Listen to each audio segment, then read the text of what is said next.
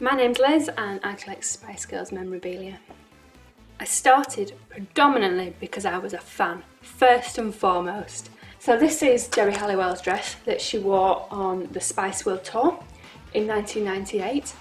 There also has been a doll made of her wearing this exact same dress. I actually went to this concert and saw Geri wearing this exact dress. So it has a very special connection to me. That concert was at the 9X Arena, now the MEN Arena in Manchester. I was 12, I got tickets for my birthday that year, and I was so excited. I mean, it was kind of the best thing I'd ever seen in my whole life.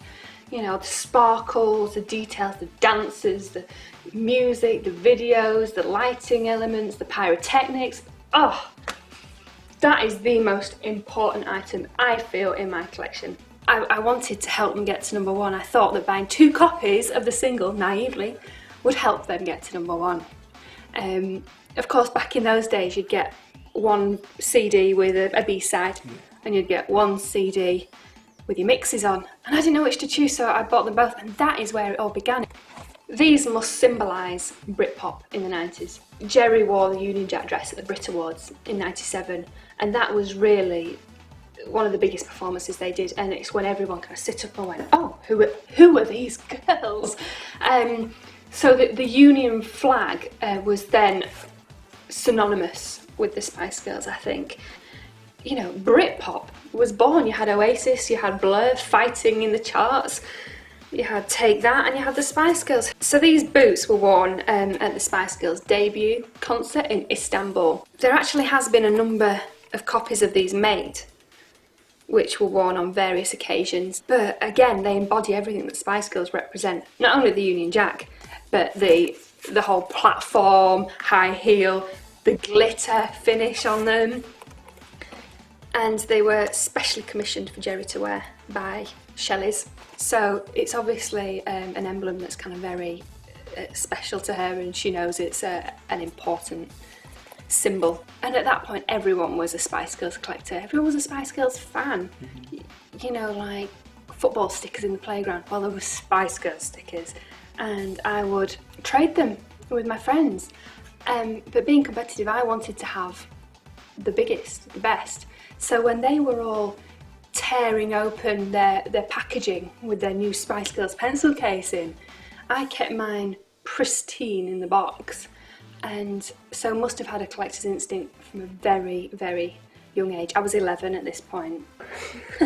As well as collecting the mass-produced items, as soon as I realised I could get hold of the one-offs, like the dresses and the outfits, award discs are also something that I always used to look at in films, you know, and have on record producers' walls and go, I want that. Not to celebrate my own successes, but I love the idea that I could own Spice Girls platinum, gold, silver award discs. This is an example of one. I think it's such a lovely object. For me, aesthetically, it's very pleasing. And this particular one was made to celebrate the 10 times platinum in the UK of the record Spice, which was their debut record. And it says on it, this award is to recognise sales in the United Kingdom of more than 3 million copies. Yeah, so these embody the success of the band, and I think it's important to collect them. The Spice Girls are colourful, they're fun, they're individuals. For a pop group to come along who were completely kitsch and cheesy, but colourful and covered themselves in sequins and wore massive platform heeled shoes, that so appealed to the young woman in me. One of the things I pursued when I was younger was the individual girls, and one of those was obviously Victoria Beckham, and inside these cupboards is pretty much the extent of my Victoria Beckham collection. So I'll open them up so you can have a look.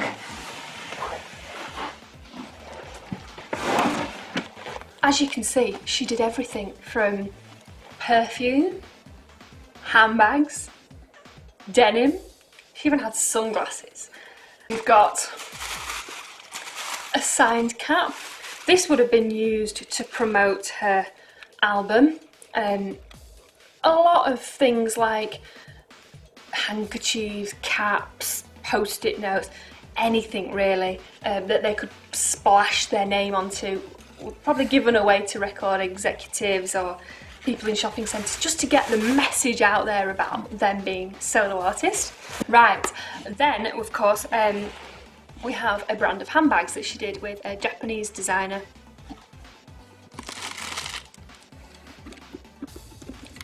I think Victoria was trying extremely hard when designing these handbags to actually put into a product what she would buy herself. And I think she was the least tacky of the Spice Girls. I mean, I know that it's kind of bright purple and quite garish actually, but I mean, it's quality. It feels sturdy, you know, it's not a cheap product.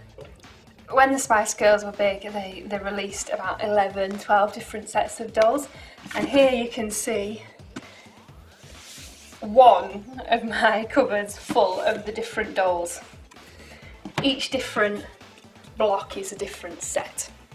Here's a set, quite interestingly, that was made without Jerry, so there's only 4 dolls made. And this particular one, the doll is wearing a dress that I own, so it's nice to have that. These were all on tour, so they all had the matching outfits on, you know, the cat suits. All of a sudden, you had these massive heads, you know, and actually, can we get her to talk?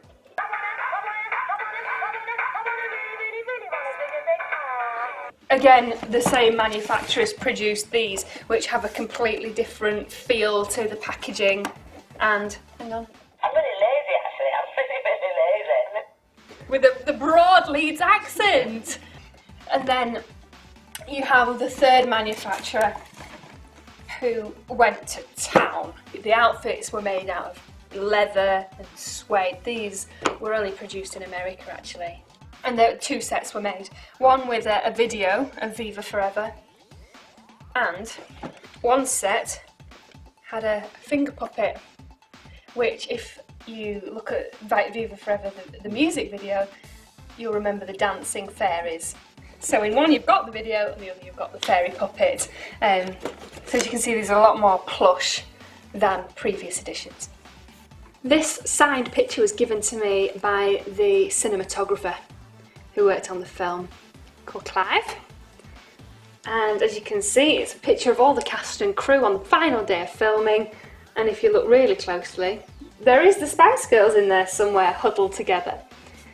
And it is signed in all different colours by the girls themselves, thanking as well Clive for being such a cutie. But that's quite a nice bit of film memorabilia actually. Here is a range of VHS, of course, it was the 90s,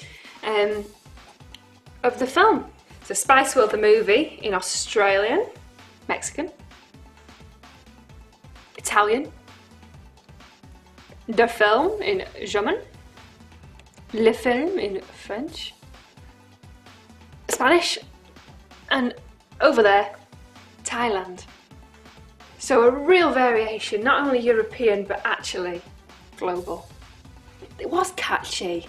Everyone did make up dance routines in the playground. At that time it was about being a fan and being part of a group of girls who could sing and dance, and I love the music.